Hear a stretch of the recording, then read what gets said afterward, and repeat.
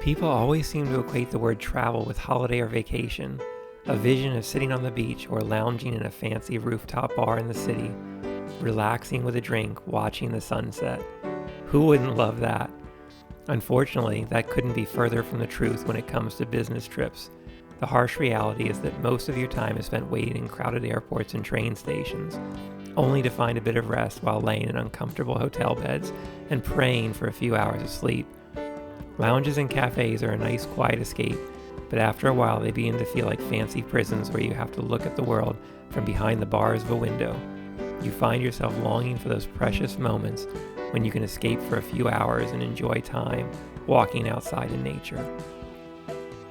Even sitting next to a window with natural light can be uplifting while answering emails on your laptop for the 4 hours of the day you don't spend in meeting rooms with strangers. This is not a story complaining and whining about having to endure another upgrade at a 5-star hotel, but rather a look at the realities of working a job that keeps you on the road 3 months out of the year. Join me for 48 hours of my life on this roller coaster and see if it's a ride you'd like to take. It's not for everyone, and anyone who's been on it before will think twice about jumping back on.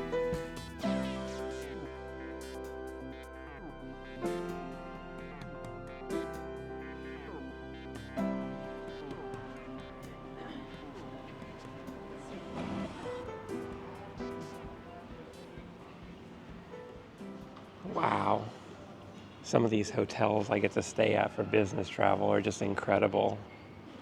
These are places I would never stay at on my own. But because it's for work, I get to, at least for a short time anyway. Well, today is the first day I have some free time in a while, so while I'd like to take a nap, I probably have to answer some emails and even do some laundry. Well, I don't have too much dirty laundry, but I've got a little bit that I can wash. And we're just going to throw it all in the sink right here, like so. If you've never seen this before, some bathrooms have this in the hotel room next to the bath or the shower, and it's a cord that you pull out, and it extends all the way over here to another side that you hook it to. All right, now we've got our clothesline set up. I'm going to go ahead to the actual washing of the clothes.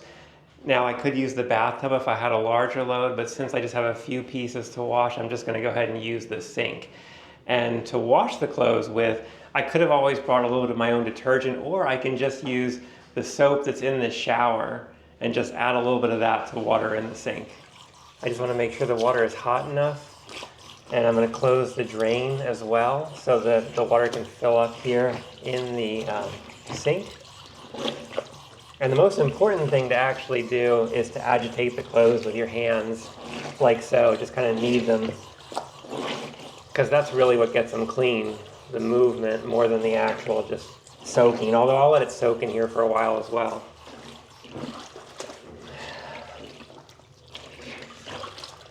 I'm just going to keep agitating them a little bit, and then I will let them soak for probably like 10 minutes.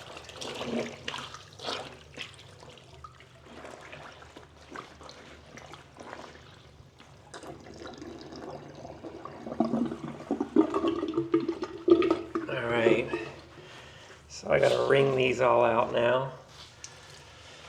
This whole process probably takes me like 30 minutes to do these couple pieces of clothing that I just need.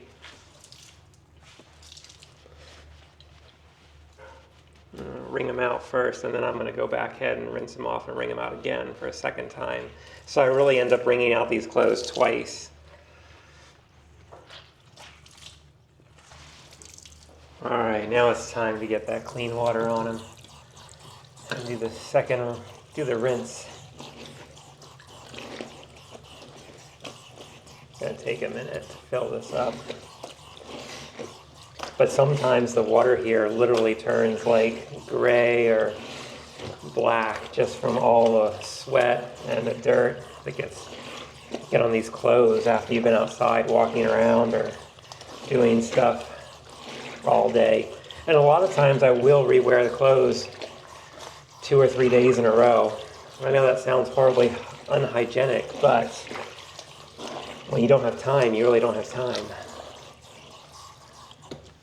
Okay, the laundry's looking pretty good now. After I've let that soak for about 10 minutes, now it's time to drain the water and then run some fresh water over that and wring the clothes out as best I can to make them as dry as possible. Before I do the hack and the trick I'm going to show you in a minute that will really help get your clothes to dry fast, because on a trip like this I don't have a couple days to let it hang up and dry, and there aren't really any drying machines in a lot of cases. Sometimes there are, but sometimes there's really not. All right, now I just got to wring out these clothes as best I can before I go ahead and do the last step to dry them off before I hang them up. Okay, last step. I just need to grab a fresh dry towel like this one. I'm going to put it on the floor and I'm going to roll up the clothes in this, walk on them with my feet, and then hang the clothes up, and they should be dry by tomorrow. Usually it takes about 24 hours. Okay, this spot on the floor looks like a great space in front of the doorway. I'm gonna lay my towel out like so. Now I'm gonna get the first piece of laundry, which is the pants. These are usually the ones that take the longest to dry. You're gonna lay it on the towel, and now you're gonna roll it up like so. And then you're just gonna step on it like this. And I'm gonna go ahead and repeat this with each piece of clothing, which is just one pair of pants, one shirt, one pair of socks, one pair of underwear. And I'm gonna unfurl it and get it out of the towel now. Okay. Okay, just get this shirt hung up.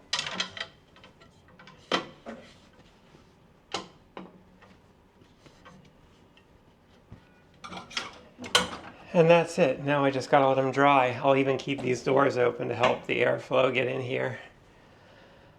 I guess if I was a rich business traveler, I would just find someone else to do this. I'm sure you can always pay somebody to do it at these hotels, or you can send it out, but that's so expensive. And I'm really not. I'm not that kind of business traveler. I would say most people that travel for business do it this way, and that's how I learned it, was from others. Now it's time for me to lay down for 10 minutes.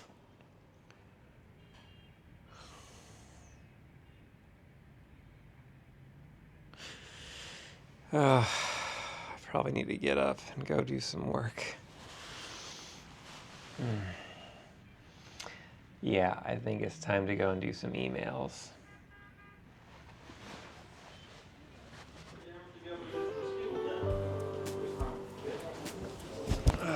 It's time to take my computer out. So lounges are usually pretty good spaces to work. It's too bad I just can't enjoy them. But it is quieter, so I can actually be productive.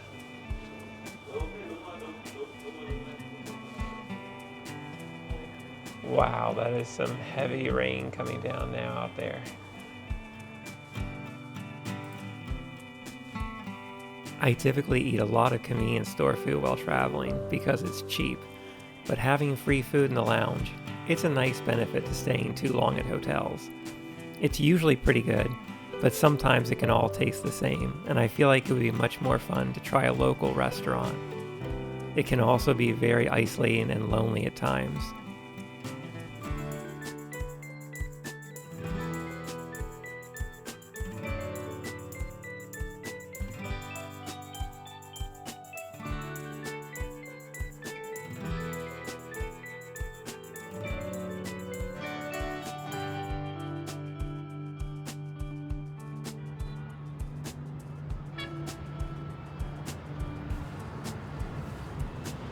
Just another typical day at the airport. I feel like I never leave. Every day I've got to get to a new one. One of the really nice benefits, though, of traveling a lot for business, is that I get a higher status on the airlines because I do fly a lot. So at least I get to check in earlier usually and board sooner. Oh. Now I get to wait. So my flight doesn't actually leave for probably a few hours. I got here way too early. And this happens quite a bit when I travel for work, just because I'm worried, especially if I'm in a new airport and I don't know it that well. I probably should get here with plenty of time to go through security, find the gate, and just relax a little bit.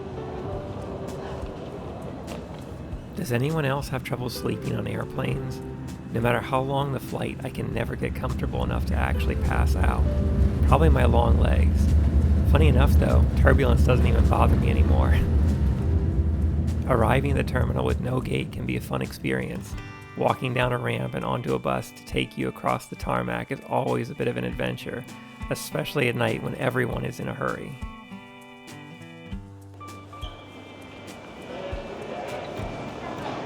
Really, the last thing you want is to be in a chaotic airport at midnight when you're just trying to get to your next hotel. But here we are, and I'm just exhausted again.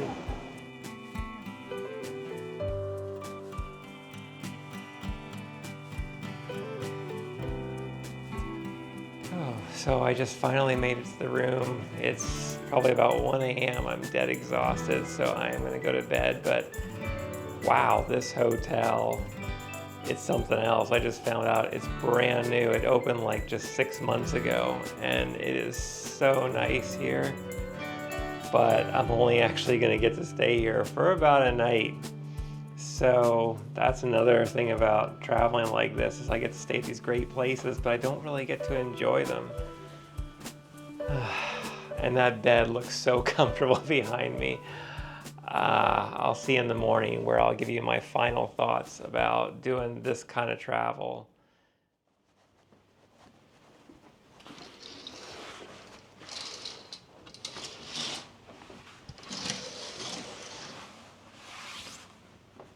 Oh, there it is.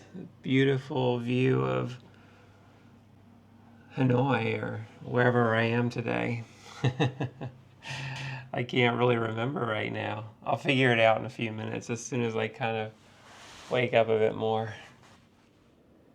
The one thing I want to acknowledge right off the bat, right away, is that I recognize my privilege and the fortune and luck that I have in being able to do the work that allows me to travel, because it's not something everyone can do. So I'm very lucky in that way.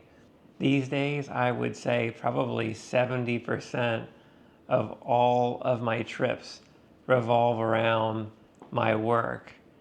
And that means most of the time when I'm traveling, I am very busy and there's not a lot of free time to do what I want. And that's really what it comes down to, is having time, because it's not really my time. You know, I have things I need to do. I can't just kind of make a fun schedule and go around and you know, meet people and sightsee, which I do try to do.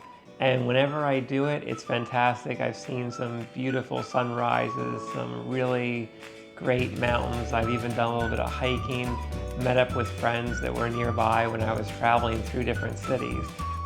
But that's not very common, and I am so appreciative for the people that make time for me. I'd like to thank you for joining me for 2 of my days traveling for work out of the 3 months that I do this each year. And as you can see, it's a little bit chaotic, it's a little bit rushed, there's a lot of waiting around. There's a tiny bit of time where I can see something, maybe occasionally even try some local cuisine. But mostly it's a lot of stress and anxiety. But it is what I love to do. I will always love to travel, even if it means doing a lot of work along the way and not getting time to do everything I'd like to do. Stay safe, healthy, and happy, and I'll see you in the next one. Bye for now. Thanks for joining me today. Life's a journey meant to be shared. Remember to always travel with an open heart and an open mind. Enjoy the ride and keep your eyes on the horizon for the next adventure. I'll see you out there.